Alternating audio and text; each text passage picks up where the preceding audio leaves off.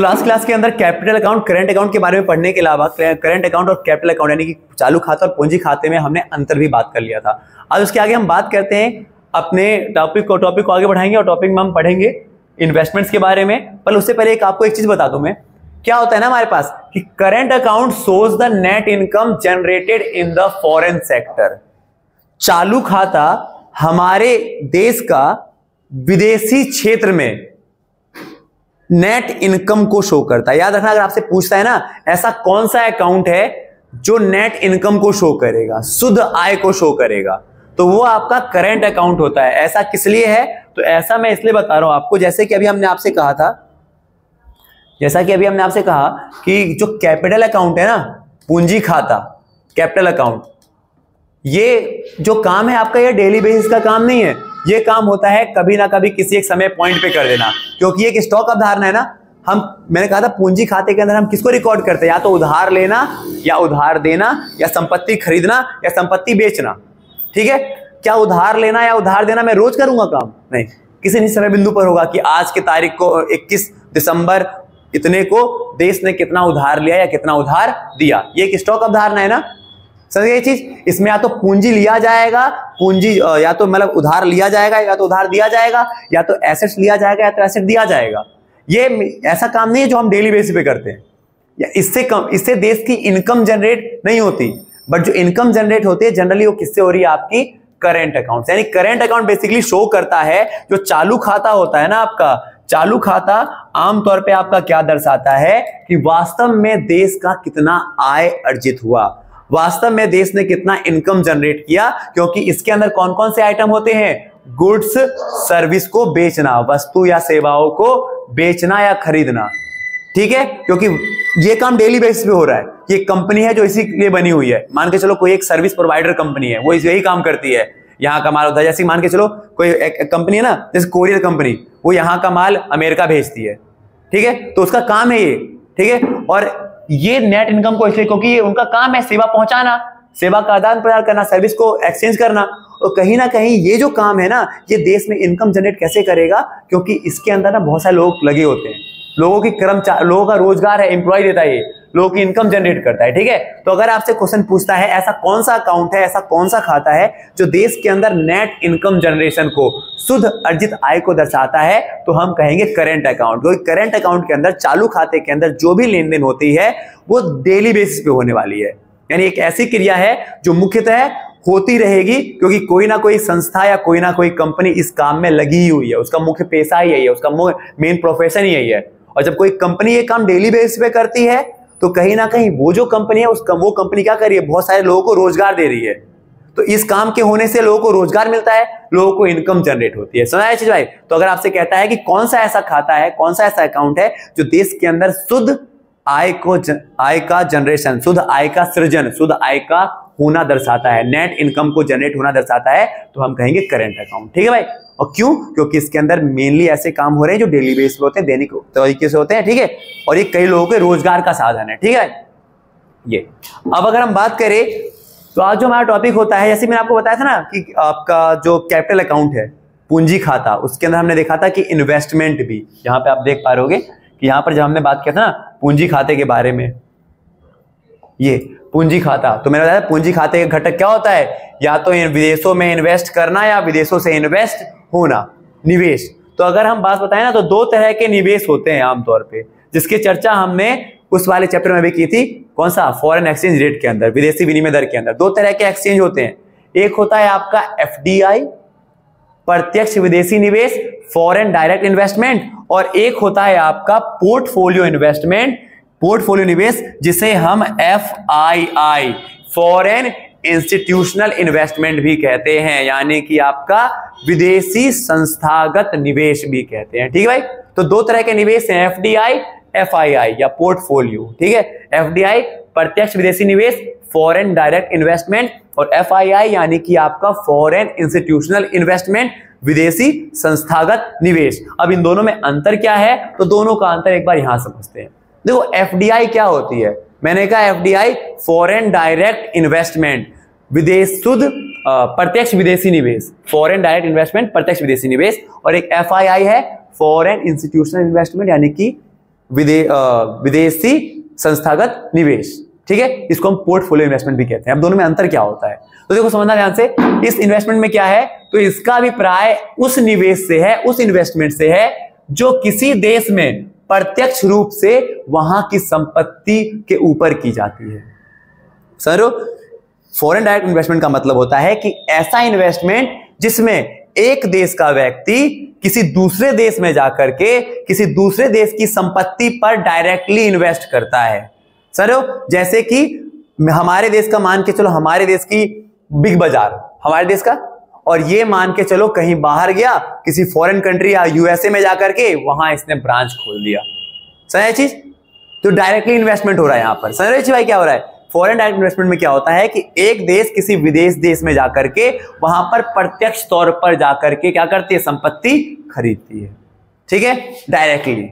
और एफआईआई में क्या होता है, तो एफआईआई में क्या होता है कि हम सीधे तौर पे कोई संपत्ति नहीं खरीद रहे, बल्कि हम वहां पर उस कोई कंपनी मौजूद है पहले से उसी की, और उस कंपनी के शेयर खरीद रहे हैं। समझ दोनों में अंतर। इस वाले में क्या हो रहा है, एफडीआई में हम प्रत्यक्ष तौर पर जाकर के निवेश करते हैं। मान के चलो इंडिया का बिग बाजार अमेरिका में जाकर खुलना, तो इंडिया की कंपनी वहां पर जाकर प्रत्यक्ष तौर पे खुल रही है, मतलब इंडिया ने डायरेक्ट वहां पर इन्वेस्ट कर दिया प्रत्यक्ष तौर पर, डायरेक्टली कोई एसेट्स खरीद लिया वहां पर, ठीक है, संपत्ति हो गई उसकी वो। बट एफआईआई में क्या होता है कि हम डायरेक्टली इन्वेस्ट नहीं करते, बल्कि हम वहां पर मौजूद पहले से ही कोई कंपनी है ना या कोई संस्था है उसके शेयर खरीद लेना। समझ भाई, हाँ, तो ये दोनों में अंतर हो गया। पर एग्जांपल हो गया इसका, मान के चलो केएफसी, विदेशी केएफसी यहां पर आगे खुल रही है, तो यानी वहां पर उन्होंने क्या किया, एक पूरा एसेट्स पूरी संपत्ति खरीद ली, यहां पर प्रत्यक्ष तौर पर इन्वेस्ट किया है, ठीक है, और यहां पर वो लोगों को रोजगार दे रही है डायरेक्टली खरीद करके, ठीक है। और एफआईआई का मतलब होता है कि मान के चलो बाहर की कोई कंपनी है, वो यहाँ के रिलायंस कंपनी के शेयर खरीद ले, एलआईसी के कुछ खरीद ले, ठीक है, समझ चीज भाई। तो इस तरह से आपको दोनों में अंतर समझ में आ गया होगा। एफडीआई में डायरेक्टली इन्वेस्टमेंट होता है, सीधे जाते हैं वहां पे आकर कोई संपत्ति खरीद लेंगे या फिर अपनी कोई कंपनी एस्टेब्लिश कर देंगे।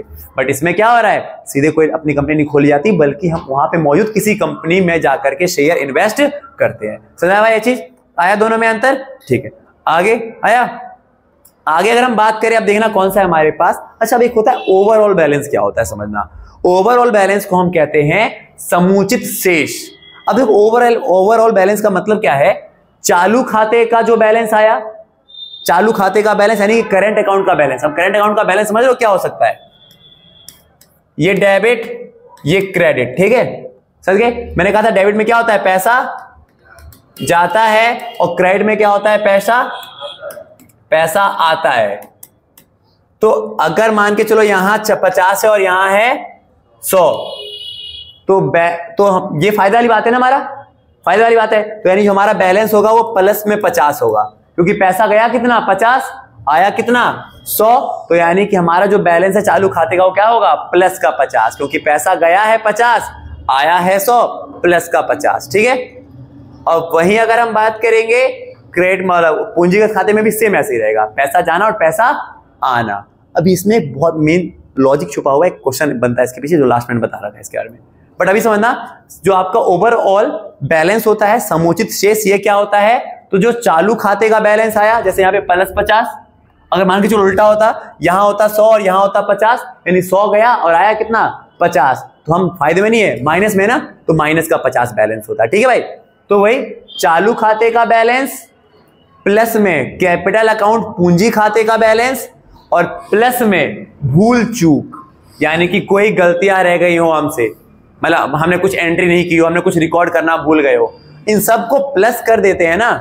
इन सबको प्लस करने से जो हमारा बैलेंस निकलता है उस बैलेंस को हम कहते हैं ओवरऑल बैलेंस, यानी कि समुचित शेष। समझ में आया, समुचित शेष क्या होता है, करंट अकाउंट का बैलेंस, कैपिटल अकाउंट का बैलेंस, प्लस में कोई एरर ओमिशन यानी कि भूल चूक, इन सबको अगर आप प्लस कर देते हो तो आपका आ जाता है ओवरऑल बैलेंस। समझा, जैसे मान के चलो यहां पे आया प्लस का 50, यहां पर आ गया मान के चलो प्लस का 30, और यहां पर आया मान के चलो भूल चूक हो गई हमसे कोई माइनस का 20, गलती से हमने मतलब मान के चलो हमारे पास से 20 रुपए गया था, हम लिखना भूल गए थे, तो कुल मिला के कितने का बैलेंस बचा, 80 में से 20 गया तो 60, तो 60 जो है हमारा वो क्या है, समुचित बैलेंस है। समझा चीज भाई, समझा चीज, एग्जाम्पल बताया मैंने, तो कह रहा है। और साथ ही देखो ध्यान से समझना, अब मान के चलो यहां पर मैंने कुल मिला के देखा जाए तो प्लस का 50 प्लस का 30 माइनस का 20, यानी कि हो गया 60 रुपए प्लस में, ये अच्छा एक चीज समझना, मैंने कहा ना बैलेंस ऑफ पेमेंट है क्या कि शेष विश्व के साथ लेन देन होना, और हमने कहा था जब हम अंतरराष्ट्रीय समझौता करते हैं या अंतरराष्ट्रीय लेन देन करते हैं तो वो किस करेंसी में होती है, फॉरेन करेंसी में, विदेशी मुद्रा में होती है। तो यहां पर ये जो चीज है मतलब ये क्या है, प्लस का 60, यानी कि देश के अंदर $60 आया है, $60 आया है, मतलब सरकारी कोष। और हम डॉलर तो अपने घर में नहीं रखेंगे, क्या डॉलर अपने घर में रखेंगे क्या, तो डॉलर कहां जमा होगा, केंद्रीय बैंक आरबीआई के पास। यानी कि ये बैलेंस क्या शो करता है कि यह केंद्रीय बैंक में सरकारी कोषों को बढ़ना या घटना बताता है। अगर प्लस का बैलेंस आया तो केंद्रीय बैंक में $60 बढ़ गया, अगर माइनस में आया तो केंद्रीय बैंक में $60 घट गया। समझा भाई ये चीज आया, तो इस तरह से ओवरऑल बैलेंस समझाया चीज भाई। हाँ ठीक है, आगे अगर बात करें,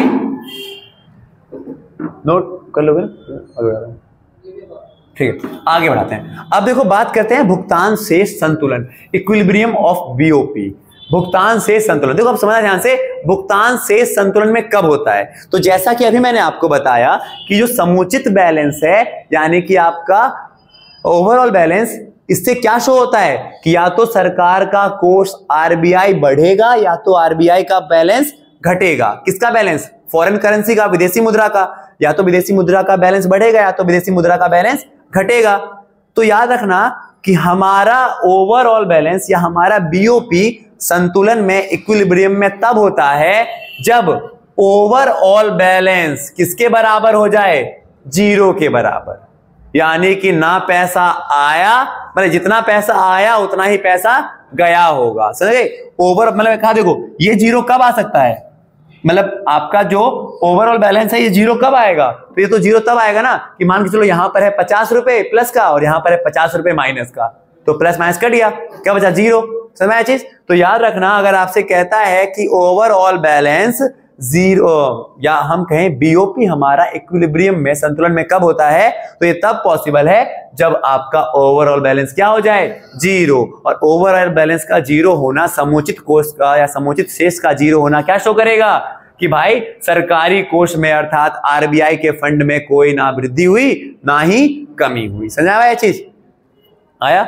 आगे बात करें, आगे हमारे पास है देखो अब 2 तरह के आइटम्स होते हैं, एक होता है स्वायत्त मदे और एक होता है समायोजक मदे, ऑटोनोमस आइटम और एक आपका एकोमोडेशन आइटम। दोनों में क्या अंतर है समझना ध्यान से, स्वायत्त मदे, समायोजक मदे, ऑटोनोमस, एकोमोडेशन। कौन से एकोमोडेटिंग कौन से होते हैं अब आपके समझना। देखो स्वायत्त मदे ना आमतौर पे ऐसे मदे होते हैं, ऐसे ट्रांजैक्शंस होते हैं जो एक देश का एक व्यक्ति लाभ कमाने के उद्देश्य से दूसरे देश के साथ करेगा। समझे चीज, मैं अगर कोई भी लेन देन अमेरिका के साथ लाभ कमाने के उद्देश्य से करूंगा, दैट मींस कि वो ट्रांजैक्शन कौन सा हो गया, स्वायत्त मदे। समझे भाई, कोई भी ट्रांजैक्शन करना लाभ कमाने के उद्देश्य से तो वो हो गया स्वायत्त मदे। एग्जाम्पल के तौर पे क्या अगर मैं किसी को गिफ्ट दे रहा हूं तो क्या ये लाभ कमाने के उद्देश्य से, नहीं, तो ये नहीं है, बट वहीं मैं माल बेच रहा हूं लाभ कमाने के उद्देश्य से। समझ भाई, आया समझ में। तो यानी कि हम कह रहे हैं कि स्वायत्त मदे, ऑटोनोमस आइटम्स वो आइटम्स होते हैं जो बेसिकली लाभ कमाने के लिए किए जाएं, और इसके कारण या तो बीओपी में घाटा होता है या तो बीओपी में वृद्धि होती है। सही, जब भी हम कोई लेन देन लाभ कमाने के उद्देश्य से करेंगे, जब भी कोई transaction for the purpose of benefit होगा तो वो कहलाता है ऑटोनोमस आइटम यानी कि स्वायत्त मदे। और इससे अब मैं लाभ कमाने के लिए या तो मैं खरीदूंगा माल कि खरीद के बेचूंगा या फिर बेचूंगा, तो ऐसे में या तो मेरे पास से ज्यादा पैसा चला जाएगा देश के पास से या तो आएगा, तो ऐसे में या तो फायदा भी हो सकता है या तो नुकसान भी। तो ऐसे में बीओपी में या तो घाटा होगा डेफिसिट या तो सरप्लस भी हो सकता है, समझ गए, या फिर संतुलन में भी आ जाए कि ना ज्यादा गया ना ज्यादा आया, 0 पे रह गया। समझ भाई, आया है चीज। तो स्वायत्त मदे वो मदे होती हैं जो किससे रिलेटेड होती हैं, आपकी लाभ कमाने के उद्देश्य के लिए किए जाएं, और इसमें बीओपी में या तो घाटा होता है, बीओपी में या तो फायदा होता है, सरप्लस होता है, डेफिसिट होता है, या फिर संतुलन रहता है। ठीक है जी। हाँ, अब एक और चीज है, इसमें वस्तु और सेवाओं का आयात निर्यात होता है। मैंने कहा गिफ्ट वाली चीज नहीं आएगी इसमें क्या आएगा, वस्तु और सेवाओं का आयात निर्यात, क्योंकि मैं आयात निर्यात क्यों करेगा कोई देश, लाभ कमाने के उद्देश्य से करेगा ना, तो इसमें वस्तु और सेवाओं का, गुड्स एंड सर्विस का एक्सपोर्ट या इंपोर्ट होगा, और क्योंकि इसमें वस्तु या सेवाओं का आयात निर्यात हो रहा है ना, इसलिए दैट इज वाई हम इसको ना एक वर्ड से कहते हैं एबव द लाइन ट्रांजैक्शन। तो अगर आपसे बोले कि सीमा रेखा से ऊपर या रेखा के ऊपर की मदें कौन सी हैं, which transactions is generally known as the above the line transaction, तो वो होती है आपकी ऑटोनोमस एक्सपेंडिचर। समझ गए चीज? क्योंकि इसमें क्या हो रहा है, हम वस्तु सेवाओं का आयात निर्यात कर रहे हैं, ठीक है, हम कितनी भी बेच सकते हैं, कितना भी खरीद सकते हैं, ठीक है, हमारे ऊपर है। आया समझ आया? स्वायत्त मदे ऐसी मदे जिसका उद्देश्य है लाभ कमाना, लाभ कमाने के उद्देश्य से हम वस्तु का एक्सपोर्ट करेंगे, इंपोर्ट करेंगे, निर्यात करेंगे, आयात करेंगे, हो सकता है घाटा हो जाए, हो सकता है फायदा हो जाए, ठीक है भाई, और इसे हम इसमें वस्तु सेवाओं का आयात निर्यात करते हैं, तो इसलिए इसे ना रेखा के ऊपर की मदे कहते हैं, यानी कि that items which is above the lines, ठीक है। अब वहीं समायोजक मदे कौन सी होती है, तो अब देखो मैंने कहा ना यहां पे क्या होगा, या तो फायदा होगा या तो नुकसान होगा, समझ भाई। तो ये वाले कौन से आइटम्स होते हैं, तो यह लेन देन वो है जो कि भुगतान से इसको संतुलन में लाने के लिए किए जाए, समझ चीज, संतुलन में लाने के लिए। अब मान के चलो हमने संतुलन लाने के लिए यहां पे फायदा हुआ या नुकसान हुआ, अब यहां पे क्या होगा, अब फायदा या नुकसान को ठीक करने के लिए जो मैं ट्रांजैक्शन करूंगा ना, वो कहलाएगा हमारा एकोमोडेशन या समायोजक मदे, ठीक है भाई, समझ आया चीज भाई। अब इसमें हम वस्तु सेवाओं का आयात निर्यात नहीं करेंगे, इसमें मैं क्या करूंगा, उधार लूंगा। मान के चलो हमारे देश में ना घाटा हो गया, तो उधार लेना है तो बंद कर देंगे, क्योंकि उधार घाटा कब हो सकता है हमें, कि जब हमारे पास फॉरेन करेंसी क्या हो गई हो, कम आ गई हो, ठीक है, समझ गए। तो इसमें जब फॉरेन करेंसी कम आएगी, अब उसको हमारे पास तो कम है फॉरेन करेंसी, अब हम व्यापार कैसे करेंगे, तो हमें क्या करना पड़ेगा, और ज्यादा लेना पड़ेगा, ठीक है भाई, उधार लेना पड़ेगा। तो आमतौर पे इसमें उधार लेकर के या तो उधार दे करके क्या किया जाएगा, आपको बाजार को यानी कि आपके बीओपी को संतुलन में लाया जाएगा, इसमें वस्तु सेवा का आयात निर्यात नहीं होगा। तो आपसे दोनों में अंतर समझ में आ गया। ये वो ट्रांजैक्शन है स्वायत्त मदे जो बेसिकली लाभ कमाने के उद्देश्य से की जाती है, और एकोमोडेशन कौन सी होती है आपकी, समायोजक, जो लाभ कमाने के उद्देश्य से नहीं बल्कि भुगतान से इसके घाटे या अधिक को, सरप्लस और डेफिसिट को संतुलन में लाने के लिए किए जाते हैं। इसमें वस्तु सेवाओं का आयात निर्यात होता है, इसमें वस्तु सेवाओं का आयात निर्यात नहीं होगा।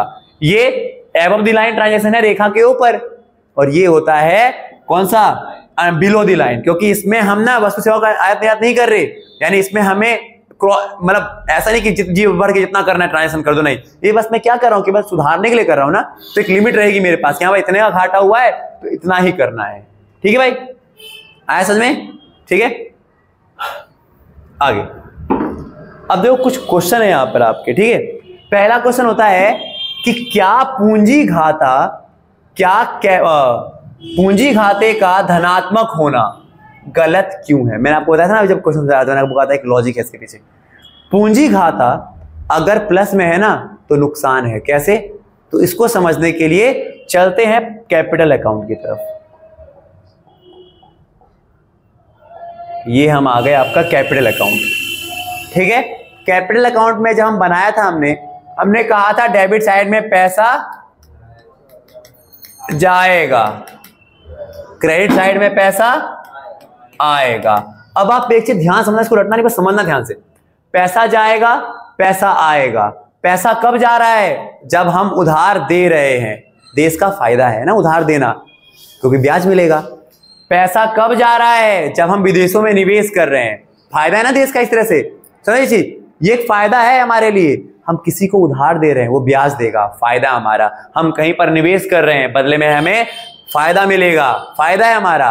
देखो पूंजी खाता ऐसा खाता है, कैपिटल अकाउंट ऐसा अकाउंट है जिसमें डेबिट साइड शो क्या कर रहा है, पैसा जाना, बट ये पैसा जाना हमारा फायदा है। मैं किसी को उधार दे रहा हूं, फायदा है। मैं कहीं पर निवेश कर रहा हूं, फायदा है, ठीक है।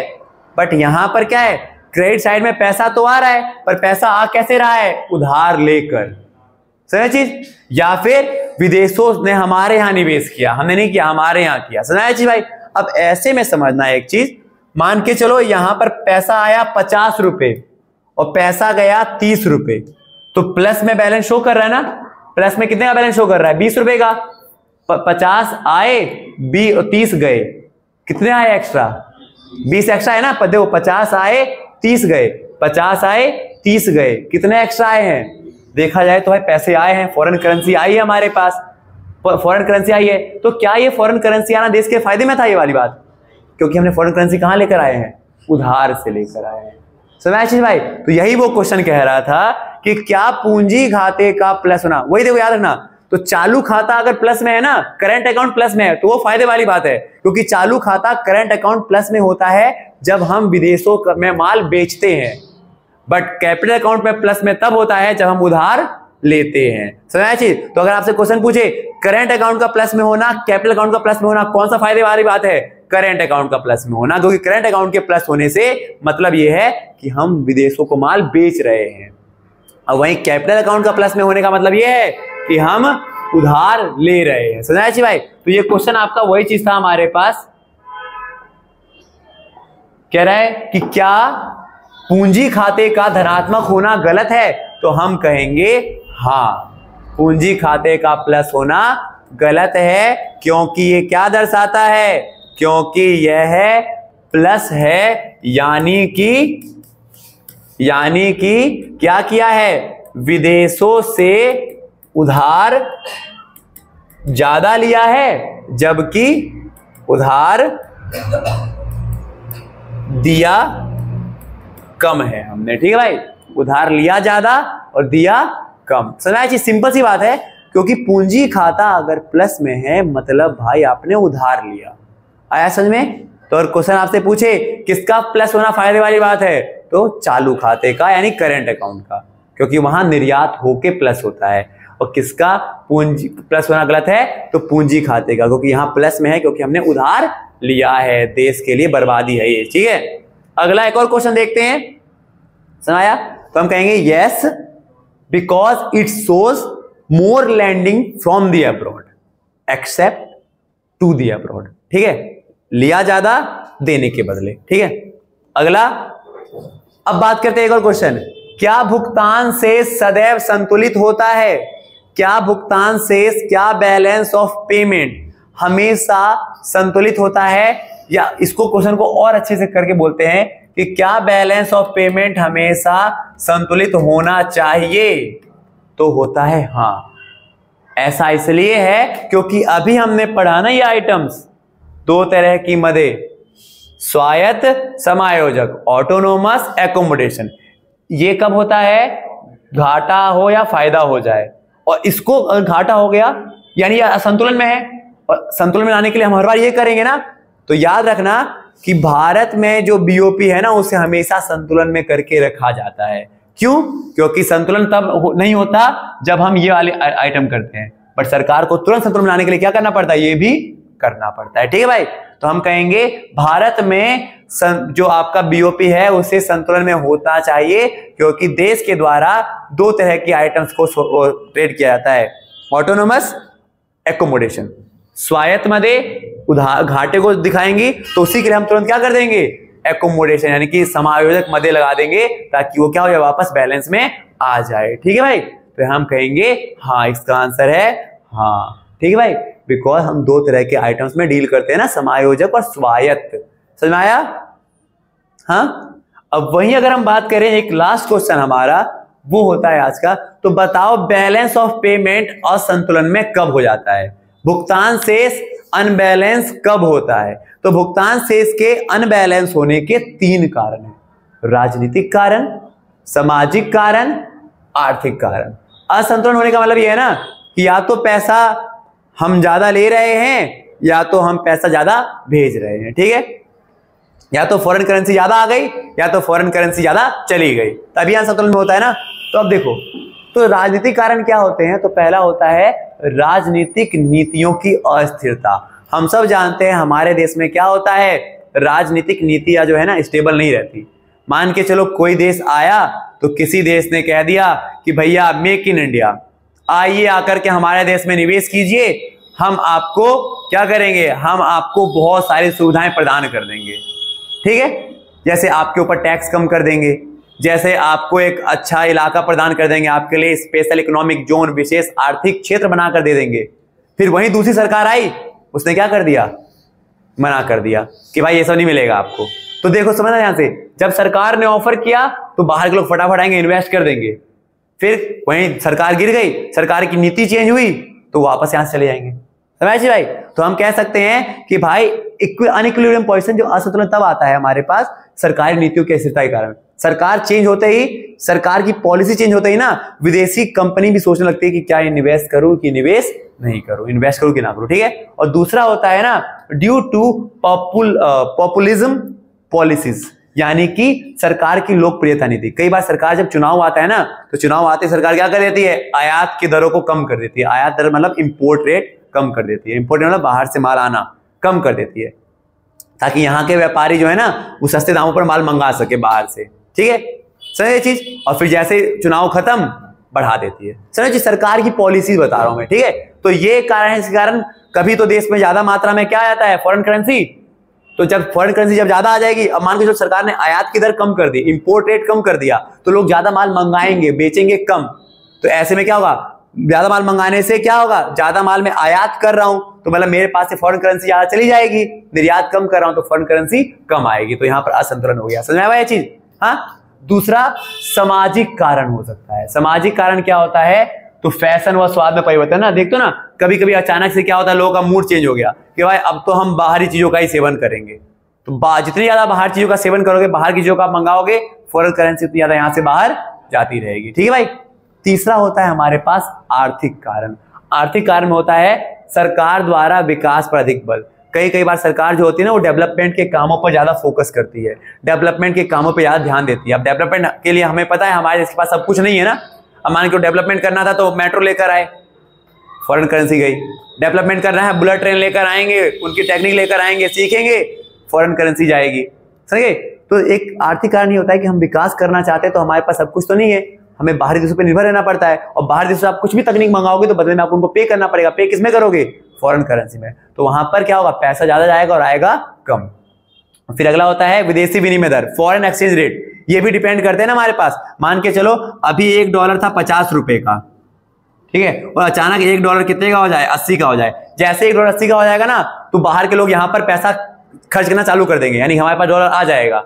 फिर जैसे यहाँ पर $1 घट के 40 हो जाएगा तो लोग यहां से पैसा निकालना चालू कर देंगे। समझा चीज भाई। तो ये सारे कारण हैं आपके, जिसके कारण हमारा जो बैलेंस ऑफ पेमेंट होता है वो असंतुलन की अवस्था में रहता है, ठीक है। इसी के साथ हमारा ये जो चैप्टर था उसका समापन हो जाता है, ठीक है। अब हम जो अपने नेक्स्ट क्लास के अंदर बात करेंगे वो हम बात करेंगे इंडियन इकोनॉमिक के बारे में। ये वाला जो चैप्टर था हमारा